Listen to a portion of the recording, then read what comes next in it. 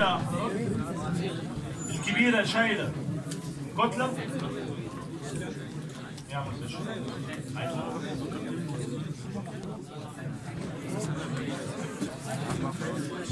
ان دي حيطة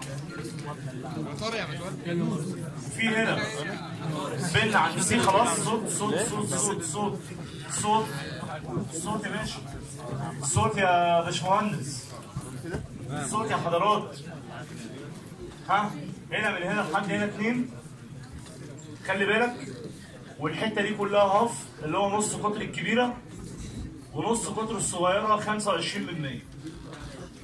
السؤال بيقول لك فايند خلي بالك بقى فايند اول رياكشن احسب كل الرياكشنات عند الايه وعند السي وعند مين يا جماعه؟ يعني هو محدد لك وقايل لك عند الثلاثه دول مسألة في الكتاب ما اعرفش صفحة كام مسألة موجودة مين اللي بيسأل؟ ها؟ صفحة 183 اهو بيج 183 اهو يا قمر.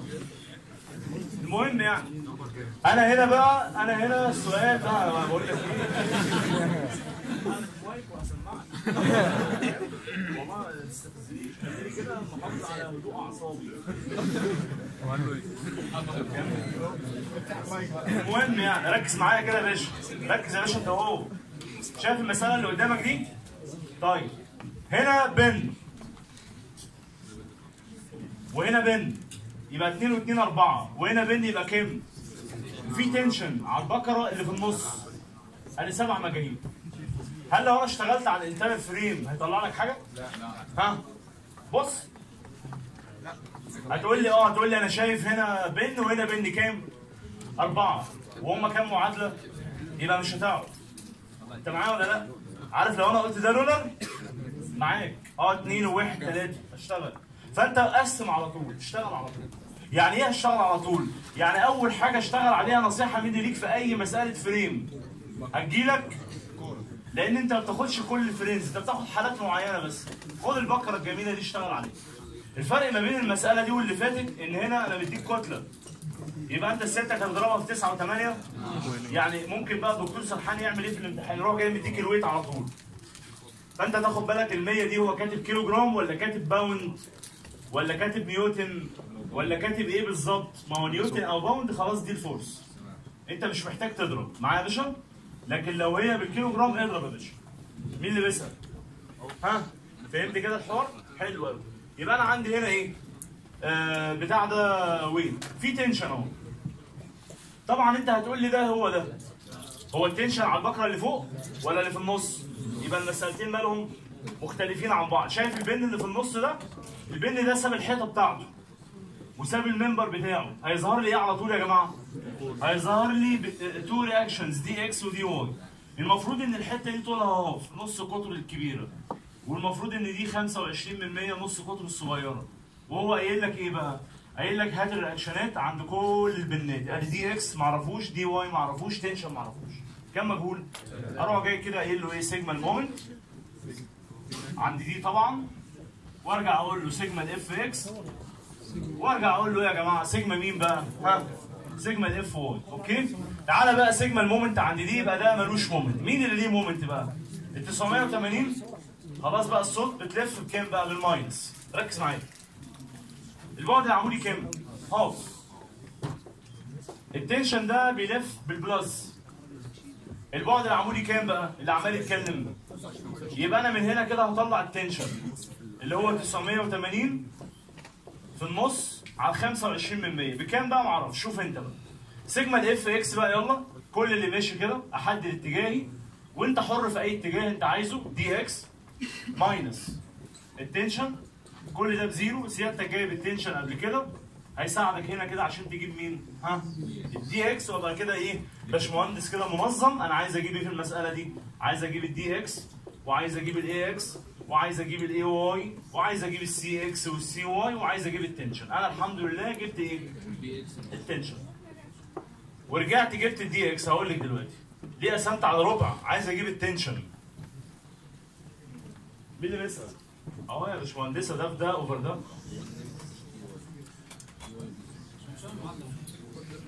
استنى بس الموضوع كبير. هو انا لما اقول لك 2 اكس ايكوال 5 يبقى اكس 5 على 2 يعني يبقى ده هو انا لازم اعملها لك على سطر واحد. تمام اوكي. هو انا تقريبا انا اللي ايه انا اللي يعني ما اعرفش اشرح اهو. والله فعلا كده اهو سالب 980 ولا هتزعلي نفسك خالص اهو بلس التنشن الجميل في احلى راديوس ايكوال احلى زيرو اللي هتاخدوه ان شاء الله يبقى 980 في النص على الربع الجميل.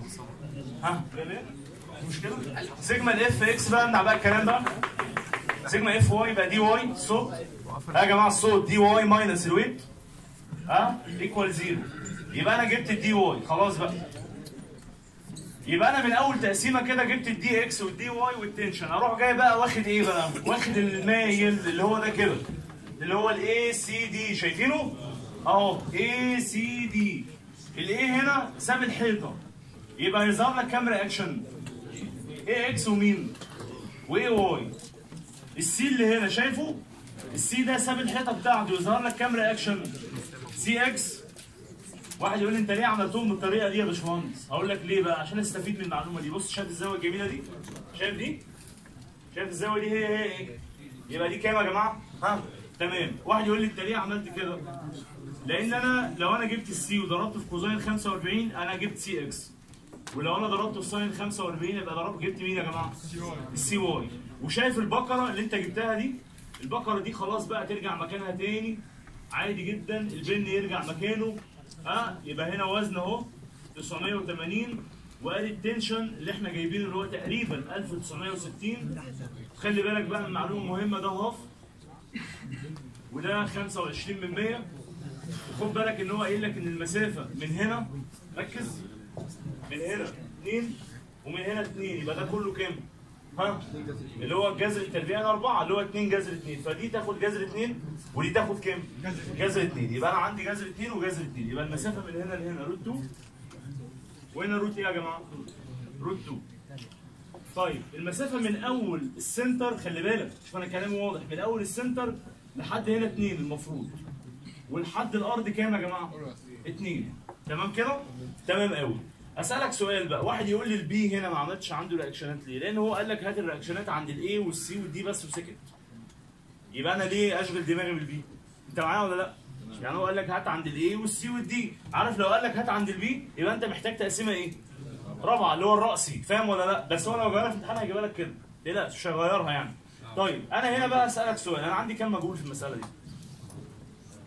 سي اكس وسي واي واي اكس واي مين؟ واي واي. يبقى 4 ولا 3؟ هو سي بس جدع برافو عليك، لان السي ده هيضرب لي مين؟ هيضرب لي دول، فاهم ولا لا؟ يبقى انا هنا ابقى غبي لو انا جبت المومنت عند السي، ابقى غبي لازم اجيب المومنت عند مين؟ جدع برافو عليك. سيجما الاف اكس بكام بقى؟ بزيرو وسيجما الاف واي بكام؟ بزيرو. يلا بقى نجيب المومنت عند ايه؟ يبقى كل اللي بيمر بايه ملوش مومنت، يبقى ده ملوش مومنت ده ملوش مومنت. مين اللي ليه مومنت؟ السي في البعد العمودي كام؟ شايفينه يا جماعه؟ يبقى ماينس سي روت 2. شايف الوزن ده؟ بيلف بالماينس يبقى سالب 980. مين يقول لي البعد العمودي كام؟ جدع برافو عليك 2 زائد نص. واحد يقول لي ليه؟ لان نقطه تاثير الوزن هنا وهو المفروض هيتحرك لحد هنا بلس الاثنين، شايفينها؟ يبقى الهاف بلس مين؟ يروح جاي هو عامل ايه في الامتحان بقى؟ يقول لك خد بالك ان تاثير الويت في السنتر في مركز الدايره معايا؟ يعني تاثير ال 980 دي فين؟ هنا كده في النص. يبقى انا هجمع على الاثنين دي هاف ولا يبقى 2 بس؟ فخلي بالك نفس الرسمه ونفس الارقام هو بس يكتب لك كده جمله يقول لك خد بالك ان الويت از سنتر اوف سيركل بس يسكت في مركز الدايره. ده معناه ايه يا باشا؟ ان انا مش هضيف على الاثنين هاف، هيبقى ايه بس؟ هيبقى مين يا جماعه؟ هيبقى البعد العمودي. انت فاهمين يا ابني انا بقول ايه ولا لا؟ خلي بالك من الحركات دي. يبقى انا عندي 2 زائد نص. شايف التنشن اللي فوق ده بيلف بالموجب. ايه يا باشا؟ هو مش التنشن ده على البكره اللي تحت ولا تفرق؟ على البكره طبعا انا غلطان. انا اللي غلط. التنشن اهو يا باشا. انا اسف جدا. بس انا كاتب ايه هنا؟ على تحت. تمام انا بس نسيت شو اكتر يعني. يبقى اهو. المهم يعني برضه نفس الموضوع اللي بنتكلم فيه هو ما غيرش حاجه، يعني دي لو جت هنا انا مش هضيف دي. شايف التنشن ده بقى هزود عليه ايه؟ يعني انا هقول 2 اللي هي دي بلس مين يا جماعه؟ بلس الراديوس اللي هو كام بقى؟ شايفينه؟ تمام. يبقى انا هقول 1960 في 2 وربع. عايز اجيب انا من هنا مين بقى؟ السي. بمجرد ما تجيب السي تروح جاي ضارب السي ده في كوزاين 45 يجيب لك مين؟ اللي هيطلع هو ساين سي واي، لان ساين 45 هي مين يا جماعه؟ كوزاين 45. حلو قوي الكلام ده. سيجما الاف اكس بقى بكام؟ اتفضل يا باشا. تاني كده امنع بقى الكلام كده. اللي هو ده. ايوه البعد العمودي كام؟ ماله؟ يا حبيب قلبي، من المسافه دي كلها 2 ودي كلها 2. يعني ما زودش ده قصدك؟ يا ابني المسافه من اول السنتر لحد الارض 2 اهو. ما عمال اقول ايه من الصبح؟ بص في الرسمه اللي في الكتاب، سيبك من الرسمه انا غلط. انت معايا ولا ايه؟ يعني هو في الكتاب قايل لك يا هندسه ان الحته من اول هنا لهنا 2، اوكي؟ ومن اول هنا كده 2. فانت لما تيجي تحسب الوزن لازم تزود المسافه دي، يعني اللي هو كام؟ معايا يا باشمهندس؟ ولما تيجي تحسب المسافه دي كلها تزود الربع. يعني انت هتقول 2 زائد، لو معاك كتاب افتحه بص فيه. صح يا باشمهندس. اتفضل يا باشا. هو التنشن ده اصلا عندي في التنشن على البقره الصغيره. بس لما انا اجي اشتغل لو مثلا هشتغل على الثيرد فريم هيبقى التنشن معايا؟ لا، ما هو انت مش هينفع عند الفريم هنا. ايوه انا بتكلم في المجمل، لو هينفع اشتغل هيبقى التنشن معايا؟ لا مش معاك. من جوه. جميل. يعني هو مش التنشن ما يظهرش الا لو انا قطعت البقره دي من الحيطه.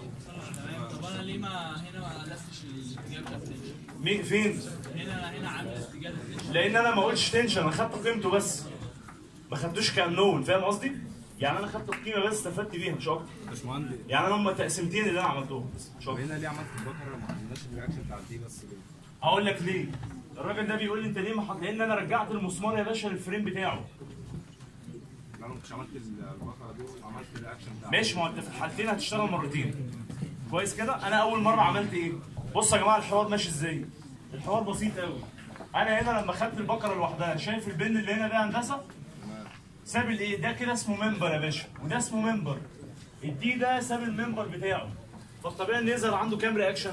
طيب اللي حصل هنا ايه بقى؟ ان انا رحت جاي لاحم المسمار ده تاني في المنبر بتاعه. يبقى ده معناه ان البن بتاعه اختفى خلاص.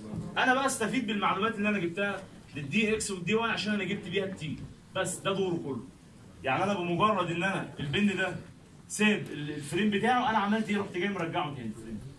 طب المساله اللي فاتت مع يبقى انا ما ينفعش ارد بس على سؤال، ما ينفعش ان انا اقول دي اكس ودي واي خالص. مالهاش معنى. انت فاهمني؟ ها؟ انا امتى يا جماعه رد الفعل يظهر؟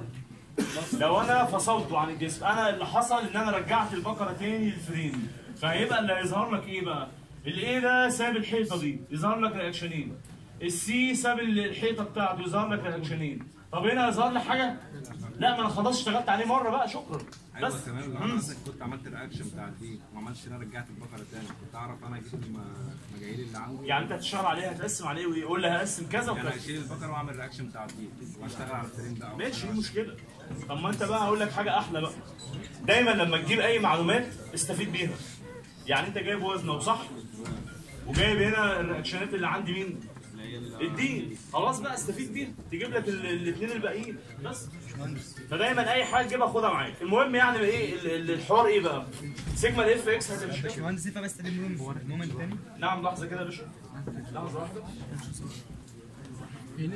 تاني كده يا باشا. ها؟ مومنت تاني بس. انهي مومنت؟ انا هنا دلوقتي، انا هنا عايز اجيب المومنت اباوت يا جماعه الصوت. امنع مش الكلام ده اهو. ها؟ امنع عليك الكلام. ركز معايا كده. عايز اجيب المومنت عند ايه؟ عشان عنده رياكشنين، يبقى ده ملوش وده ملوش، اللي ليه السي بس. يبقى السي في البعد العمودي جذر 2 خلاص. طيب بص بقى على التنشن. بص على التنشن اللي انت جايبه اللي هو 1960. البعد العمودي بينه وبين ايه؟ المسافه دي كلها اللي هي 2 زائد ربع. معايا هندسه؟ امنع يا باشا الكلام، انت هو مش عايز صوت. الناس تمنع الكلام هيجي لك مساله فريم في الامتحان. فبدل ما يتعلم عليك افهم، عشان لو غيرها تعرف تتعامل. طب جابها حاجه من اللي بنحلهم يبقى خير وبركه. مش عايز صوت. يبقى 1960 في البعد العمودي اللي هو 2 وربع.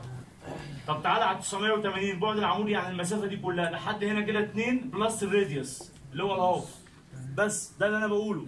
خلاص انا جبت من هنا السي اكس والسي واي. تعالى يلا قول لي سيجما اف اكس كده يلا. كل اللي ماشي على محور اكس بقى يبقى انت معاك سي اكس اهو. في التنشن عرفت هيفيدني ولا لا التنشن، فلازم استفيد بالقيمه بتاعته يبقى 1960. في حاجه ثانيه يا جماعه بلس مين؟ ها؟ الاي اكس. كل ده بكام؟ انت جايب اصلا سي اكس هيجيب لك مين؟ خلاص انا جبت الاي اكس خلاص. ارجع اقول له سيجما اف واي بقى. يلا سيجما اف واي يبقى اي واي لفوق بلس او ماينس 980. ها؟ ماينس مين يا جماعه؟ ها؟ السي واي. انت سيادتك جايب السي واي هتجيب مين؟ الاي واي. يبقى انا كده جبت مجاهيلي كلها والمساله انتهت. يبقى انا هقسم مرتين عشان هو قال لي عايز المجاهيل عند الدي وعند الاي وعند السي. انا من البقره جبت اللي عند الدي وجبت التنشن ورحت جاي مستفيد بالمعلومات اللي انا جبتها دي كلها مع المايل ده كده جبت اللي عند الاي واللي عند السي وخلاص وانتهى الحوار. رخم بقى في الامتحان وقال لك عند بي يبقى قسم تقسيمه ايه؟ ثالثه مش رابعه بقى لان هقسم مرتين. اخر مساله هحلها على الفريم مساله موجوده في الجايد. حد معاه جايد؟ جايد يا جماعه. ايوه يا باشا. ها معاك جايد؟ هات يا باشا. جايد هات كده.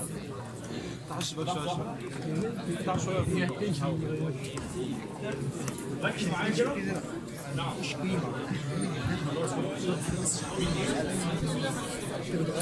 لك بقى